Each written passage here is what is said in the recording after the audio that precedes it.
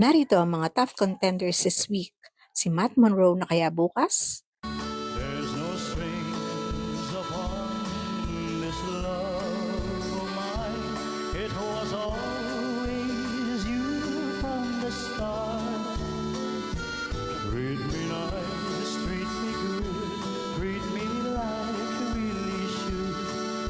'Cause I'm not made of wood, and I don't have a wooden heart.